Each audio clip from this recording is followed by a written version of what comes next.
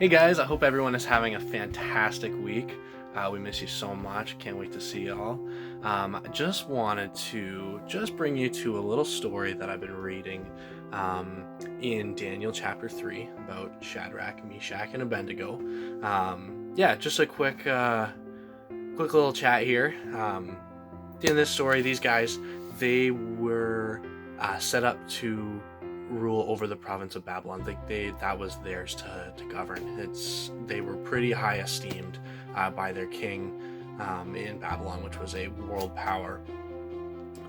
So basically what happened is King Nebuchadnezzar erected a statue and said everybody needs to bow down and worship this statue.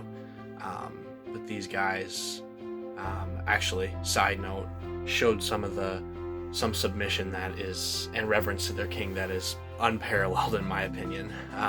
But basically he said if you don't do it, there's going to be some consequences, there's going to be some punishment. And they said, O king, we don't need to defend ourselves before you. If we are thrown into the blazing furnace, the God whom we serve is able to save us. He will rescue us from your power, your majesty. But even if he doesn't, we want to make it clear to you, your majesty, that we will never serve your gods or worship the gold statue you have set up. Now he was angry. He commanded that the fire be made 7 times hotter than it already normally was, and then he had his best soldiers bind them and throw them into the furnace. And this furnace was so hot that his best soldiers were killed just by getting near it. So these guys were bound, their hands and feet bound, and they were laying in a fire that I guess is one of the hottest fires maybe ever made.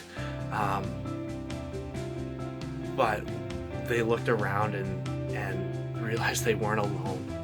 No matter what was going on around them, it looked super bleak. It was rough. I mean, they were tied up in a fire, and their king was trying to kill them, but they couldn't really see out of it. They couldn't see past what was in front of them. They were completely engulfed. But right there next to them was where they found their hope. And I don't know about you, and this may sound super cliche, or with everything that's going on, it's pretty much all that's talked about. But when we don't know what's on the other side, and when we don't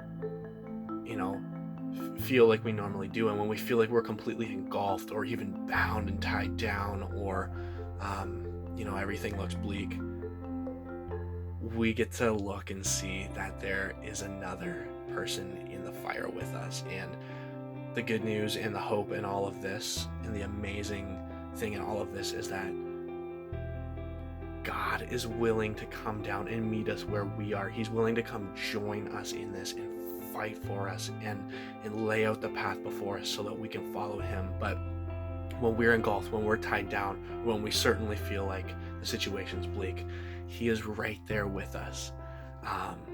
And a little plug-in for a song I've been listening to a lot this year, and something that I've really been a fan of since it came out, is the Hillsong song Another in the Fire, basically saying that there is another in the fire with us. When we feel like we're in the fire, he's here with us, and that's a hope that we can lean on, and that's truth. His word speaks it so much. We can declare this today. He is here with us. He's standing next to us.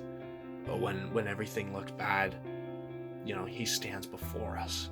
We can follow him, we obey him, we submit ourselves to him, and it just gives us so much hope for the future, hope for a prosperous future in a bleak situation. It just lifts our spirits and edifies us, guys. So this is from Daniel chapter 3. It's amazing, the submission that they show to their king, but also the saving grace that the Lord has for us. So I hope you guys are encouraged today, and I hope you truly have an amazing week. And we can't wait to get back in the swing of things. Can't wait to see you guys. But yeah, just be encouraged today. Spend time with God today. Spend time in prayer. And yeah, just have a fantastic week.